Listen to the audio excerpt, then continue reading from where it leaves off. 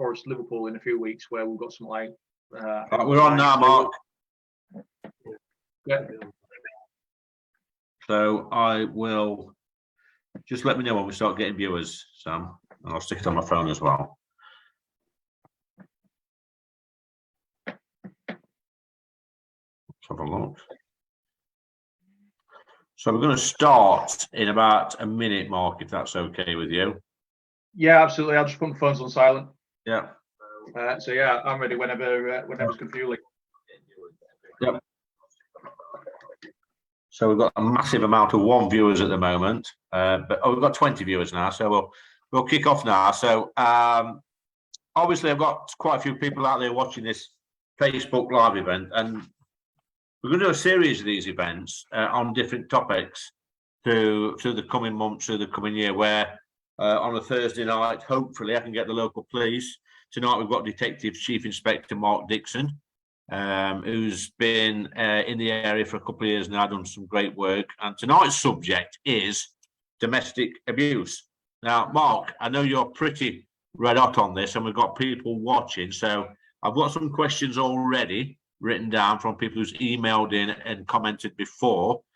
But also, if people want to type in the below in the comment section to ask some pertinent questions, and then obviously Sam, who I've got sat here with me as well, will pass them to me, and hopefully my eyes aren't very good, I'll try and read them as well. But I guess if you can give us a little bit of introduction to the work you've been doing, Mark, and then I'll come back at you with some of the questions we've asked, and then we'll open it up to the general public. So fire away, my friend.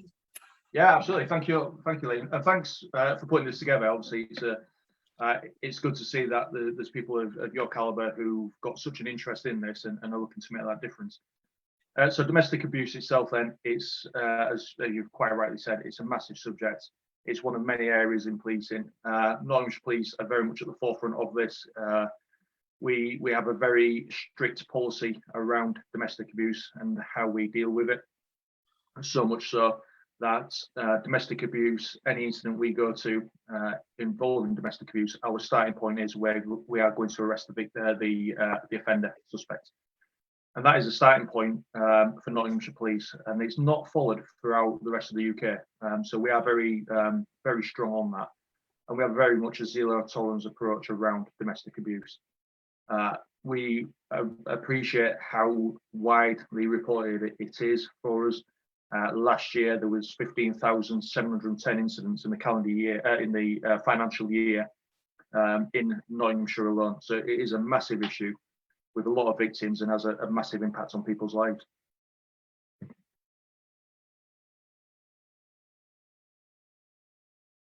I think you're on mute, Lee. Yeah, sorry about that, Mark. I mean, I've just chastised you earlier about being on mute, and now I'm on mute as well. So we've got some questions coming in. But I'm going to start with some questions that's been emailed in and that we got early this week. And so some of the basic, and they might seem like basic questions, but they're very important. So what does domestic abuse look like, Mark? Well, I mean, for a start, I think that's a fantastic question. Domestic abuse can turn up in all sorts of forms. It's commonly seen in violence, so that could be an assault, and that could range from somebody just threatening violence to a slap or a push to the more higher levels of violence, including being struck with objects, stabbed, strangled, and anything along them lines. It also comes under the form of what we call controlling coercive behaviour. So that could be somebody restricting somebody's rights to carry on their daily activities. Now, that might be managing their bank account and only giving them a very small amount to live on, dictating who they see, where they go, how they dress, and a whole range of issues around that. So it's got lots of different appearances. There's lots of little quirks towards it. I think the big thing to look for is a change in personality. Usually, there'll be friends and family who notice this before it gets to the police's attention. So look for those changes in behaviour, changes in personality, them unexplained marks, them unexplained bruises, an over-reliance and an over-commitment to the partner, as in they're really worried to do anything without their say-so. and all those can be a good indicator or a potential indicator of domestic abuse. Fine. So obviously, Mark, it can be very difficult, and let's be honest. Most of the domestic abuse that I come across in my job, and I'm sure it is in your job, is male on female. I think the figures are quite startling. It can be very difficult, and I know in the past from my time working at the Citizens Advice Bureau and doing this sort of work that it can be very, very difficult for a woman to come forward, and a man, but it's mostly women, and especially sometimes when that woman's coming forward to speak to another man. That can be difficult as well. So, how can we make it easier? What levers are there out there to make it easier for a woman and men to raise this important issue and get the help that they need? Yeah, I think you've raised a really valid point there, Lee. So, out of the 15,700 and odd cases that were reported into us last year, around about 96% of them were women who were the victims of abuse, and the figures around it are quite shocking.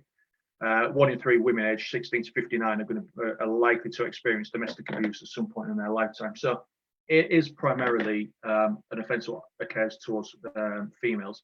However, quite rightly, as you say, males can be the victim of this. How can we generate and build that engagement? Well, firstly, we take this any type of report around this very seriously. So please don't feel that we'll underestimate the impact this has on you if you're a potential victim.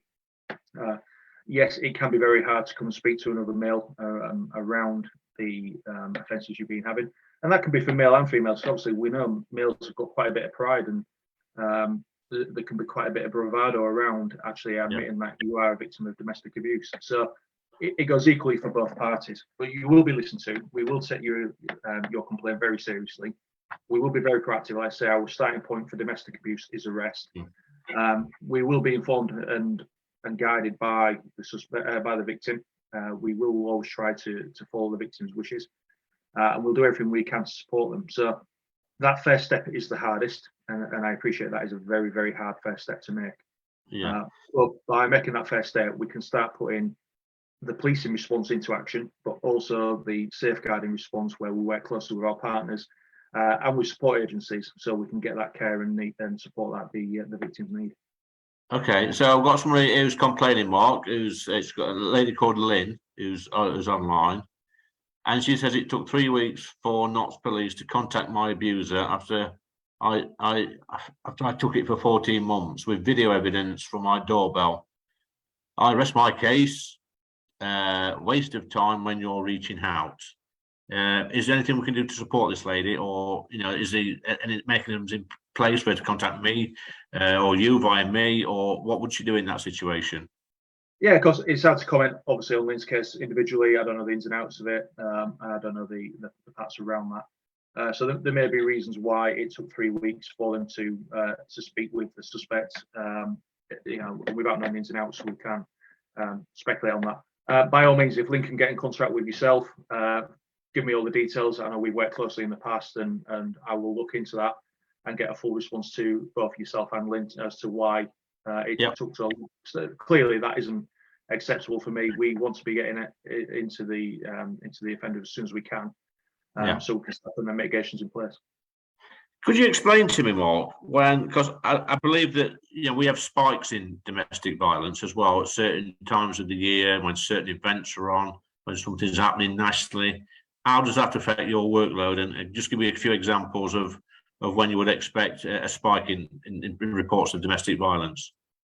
Yeah, of course. So over Christmas, we tend to see quite a spike sort of in the run up to that, often fueled by obviously alcohol and the like.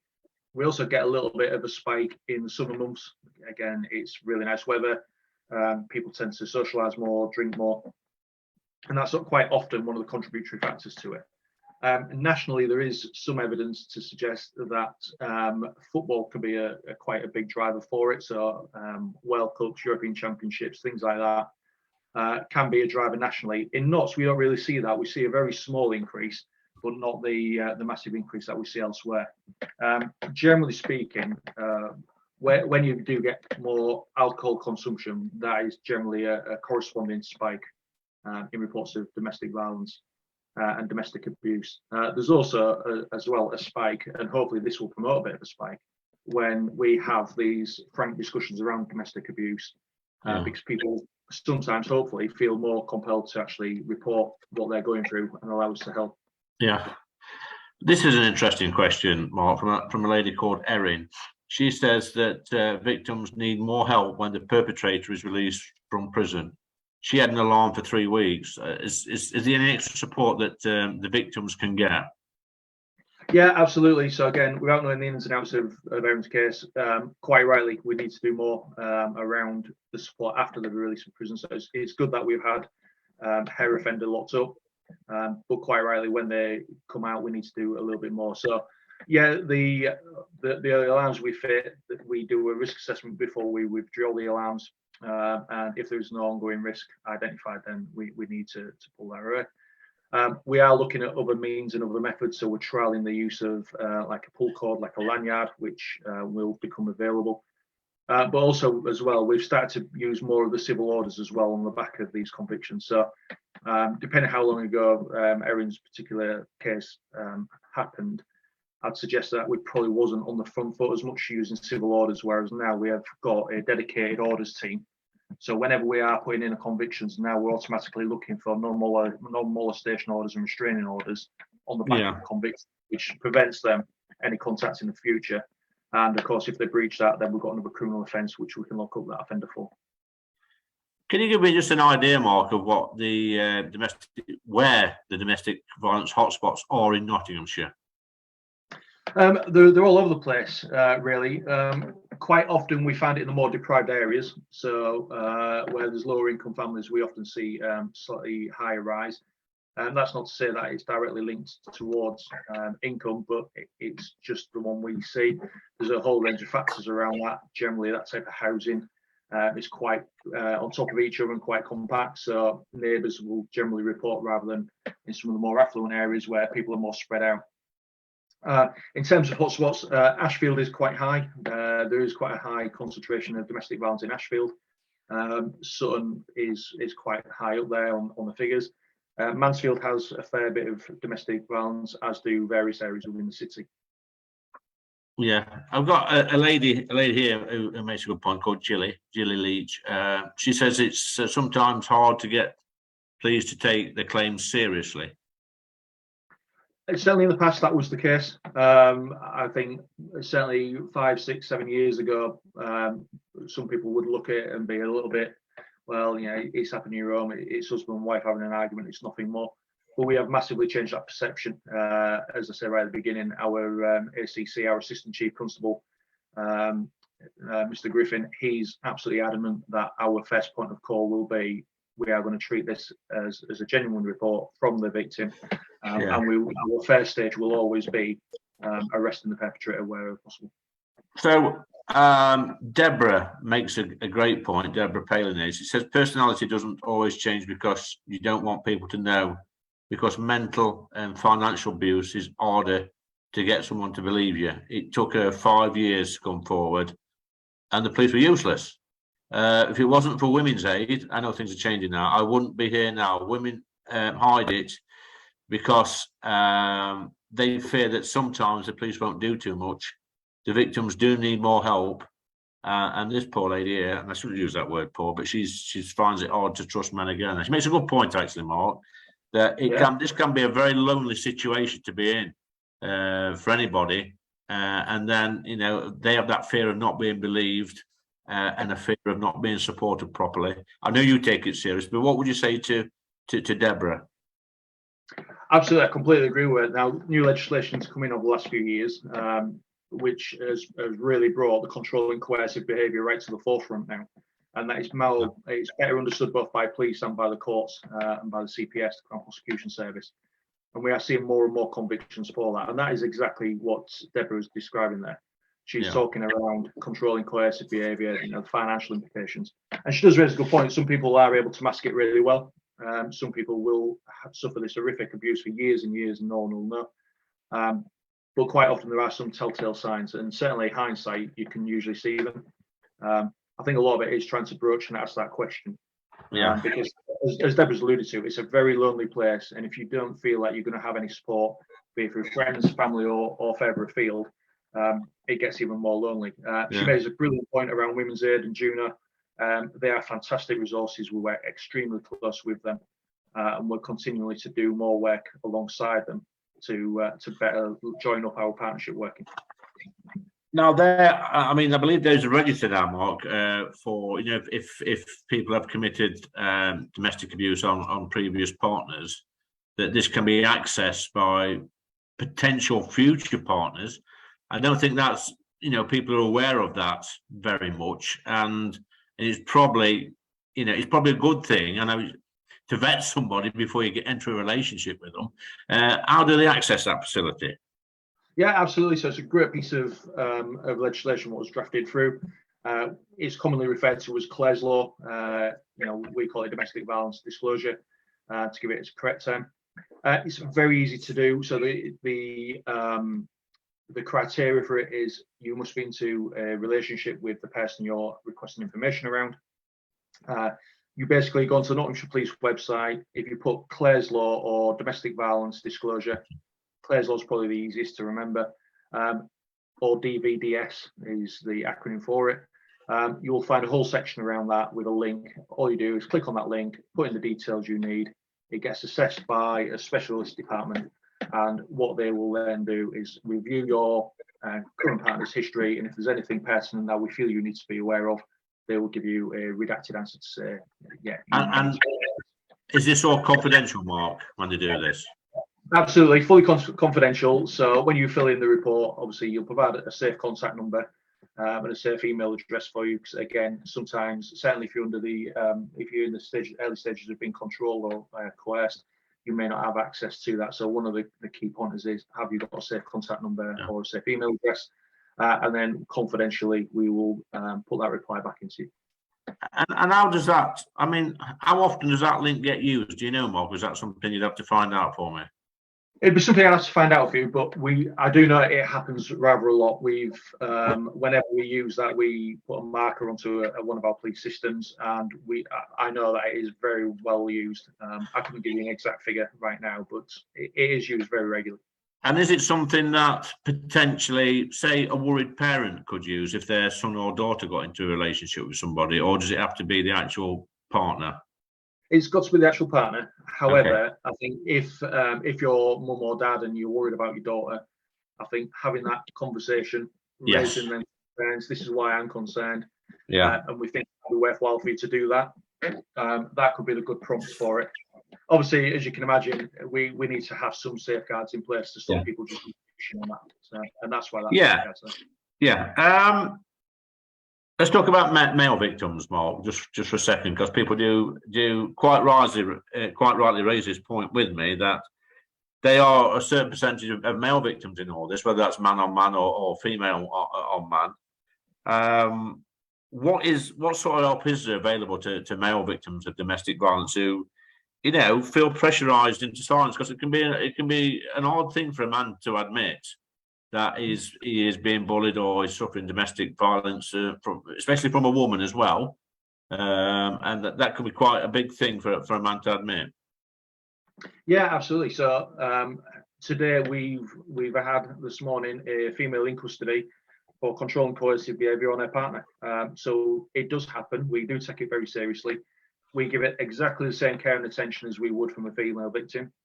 In terms of support, although we haven't got Women's Aid to support the male victims, we have got independent domestic abuse, we call them IDVAs, who can give that advice and support and guidance. And again, there's a whole range of third-party charities and sectors who will provide support to men who are subject to domestic violence. Again, easy way to find them, put into Google support for male domestic violence, and you'll get a full page of various organisations who can help you. Well, funny you should say that, Mark, because we've got an organisation called NIDAS in the local area, and I am and the MP for Mansfield, I forget his name, I think it's Ben Bradley or something like that. We're doing a fire walk next week or the week after. We're going to walk over hot coals and raise money for this wonderful charity. Perhaps we could rope a local police officer in as well. I don't know. I'll have to think about that one. I'm told it doesn't hurt. It doesn't burn. Can we talk about as well? But yeah, absolutely. I'll quite happily come and support you with that.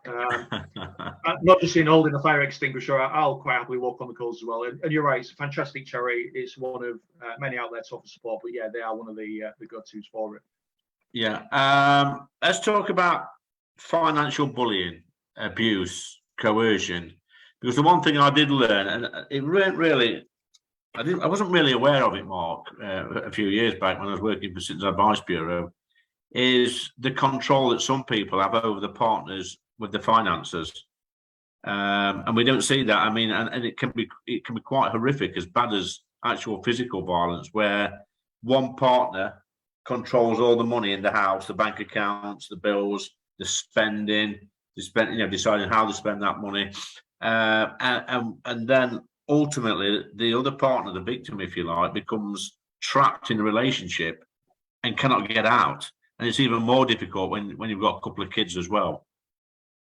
Absolutely, yeah, absolutely. So there's as with everything, there's a balance to be struck. So if I take my own personal life, all our outgoings go through my partner's account. So I send my better half an amount of money, and she runs the household budget. And there's nothing wrong with that, and there's certainly no coercive controlling behaviour around that. Where it starts becoming an issue is when people start dominating their whole funds. Now, some people will have joint bank accounts where each person will have equal access to it. Where we start looking at an offence is where that person completely dominates the access for the other person and potentially limits that access. So examples we've seen are somebody get into a relationship, they develop the relationship to a point where they have a joint account, and then the partner, and again, I'm going to say the female because it is in 96% of the time the female, she's either given a very small allowance or given just enough to go and buy the groceries or to do whatever they need to do, but not given financial independent control over her money and her own finances.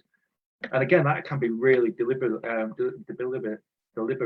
for the victim, because quite rightly, as you say, how can you move away from that partner? How can you get away if you haven't got any funds to get away? How can you pay to top up your phone to contact your friends and family?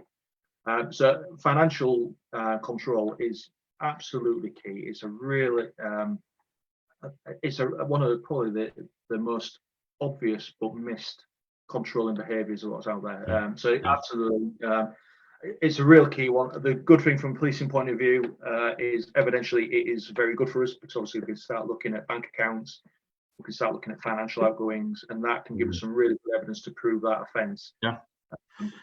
So I think we've got about 5 minutes before our Zoom time runs out, Mark. So I'll just run through a couple quickly, if that's okay. Duncan here is said, and I don't know if it's true or not, but I'll take his word for it. Only one case of abusive and coercive behaviour has gone to court since the law was enacted.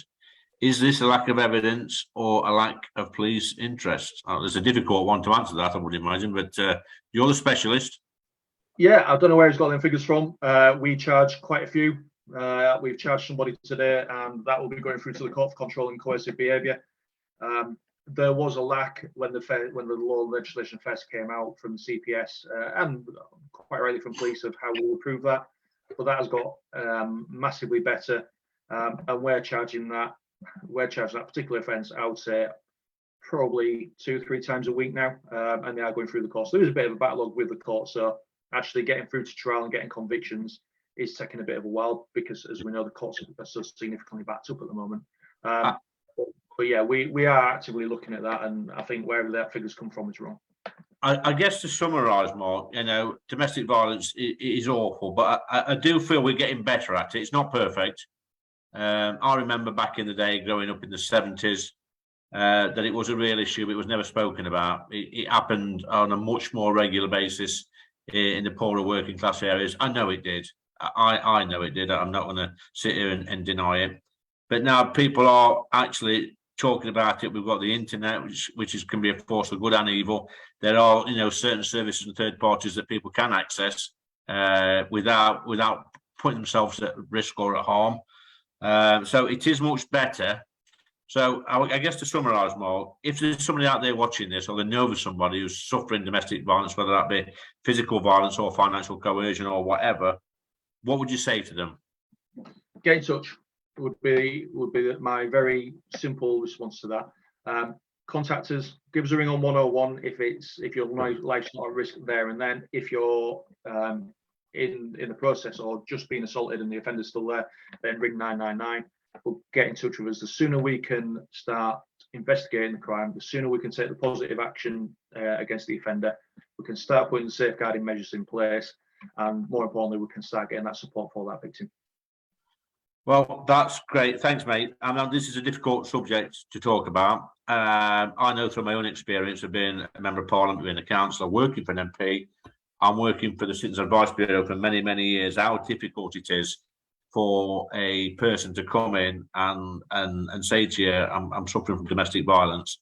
And the difficulty we face in a place like Ashford, it's a tight-knit community. It's a very tight-knit, people know people. And unfortunately, I've known some of the people in the past that's come to me, and it's quite heartbreaking. But we've managed to get these people help pretty much straight away. I can remember one particular case where we managed to get, I think it was Women's Aid, they was there within the hour to take a lady and some children away to a safe house, and she actually made a better life and got away from it all, and is doing incredibly well now. So I would say that first leap, if you like, is the hardest, and it takes bravery, it takes courage for people to do that. But there is help out there. Am I right? Absolutely, and I think you've summed it up perfectly there, Lee. That first step is the key step, but it's also the hardest. And we'll be there to help you along, because it is a long process. It will be a process. You're talking about people's families, we're talking about splitting up relationships, but we will be there. I know you do a lot of work with the community as well to support the local community. So I've got 10 seconds left, Mark, before it cuts off. So only booked in for 30 minutes. But thanks for your time. Emma's got any questions, please email me on lead